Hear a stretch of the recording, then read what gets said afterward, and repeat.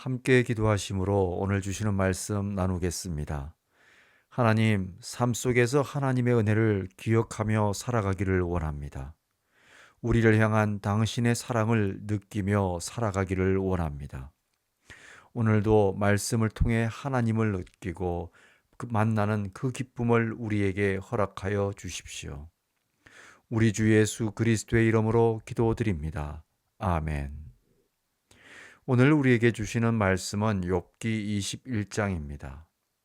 친구들로부터 죄인이 아닌 악인의 취급을 받게 된 욥이 자신에게 말할 기회를 달라고 친구들에게 요구합니다. 자신의 말을 들어본 후에 마음껏 자신을 조롱하라는 것입니다. 먼저 욥은 자신의 원망이 사람을 향하여 하는 것이 아니라고 말합니다. 사람을 향한 것이 아니라는 것은 욥이 하나님을 향해 있음을 의미합니다. 그리고 욥은 말합니다. 친구들의 말처럼 자신이 지금 죄로 인해 벌을 받고 있는 것이라면 악한 자들의 번영은 어떻게 설명할 수 있느냐고 묻습니다. 악한 자들이 잘 살고 장수하며 부자로 사는 이유가 무엇인지를 묻습니다. 그들의 자녀들이 성공하고 후손들이 번창하는 이유가 무엇이냐고 묻습니다. 그들이 부유하게 살고 재산이 늘어나며 날마다 축제 같은 삶을 산다고 말합니다. 심지어 그들은 하나님을 부정하고 무시하는데도 불구하고 아무 문제 없이 잘 살아가고 있는 이유를 욥은 도저히 이해할 수 없다고 말합니다. 욥은 친구들에게 묻습니다. 악한 자들에게 닥친 재앙과 하나님의 진노를 본 적이 있느냐고.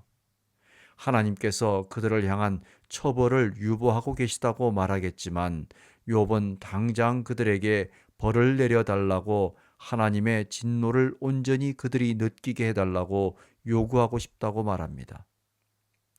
왜냐하면 악을 행하는 그들이 죽은 후에 하나님의 심판이 임한다면 찾아온들 죽은 그들과 무슨 상관이 있느냐는 것입니다. 욥은 하나님을 도저히 이해할 수 없다고 말합니다.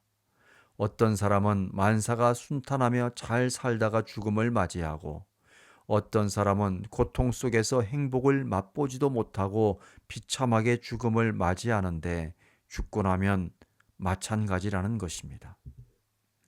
욥은 친구들이 그토록 주장하는 보상의 원칙, 사필 규정, 인과응보와 같은 논리에 맞습니다.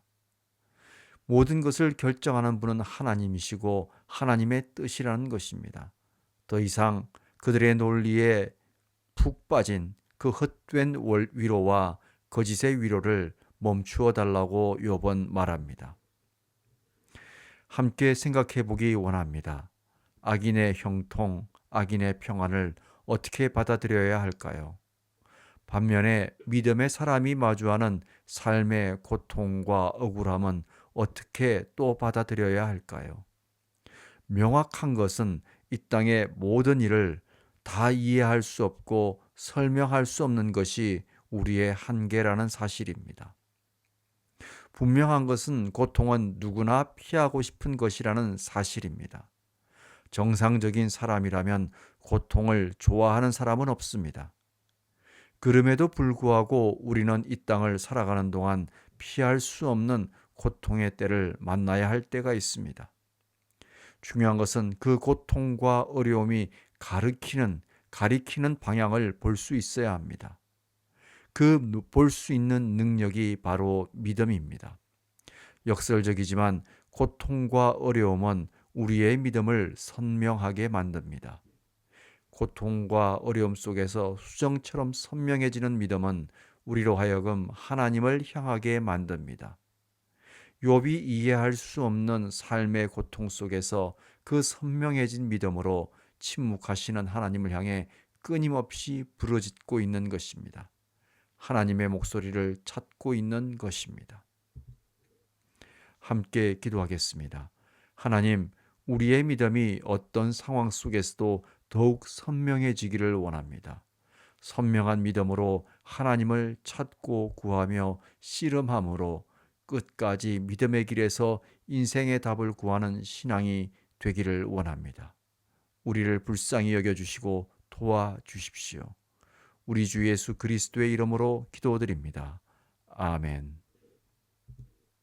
있는 그 자리 말씀에서 샘솟는 하루였습니다. 오늘도 좋은 하루, 건강한 하루 되십시오. 감사합니다.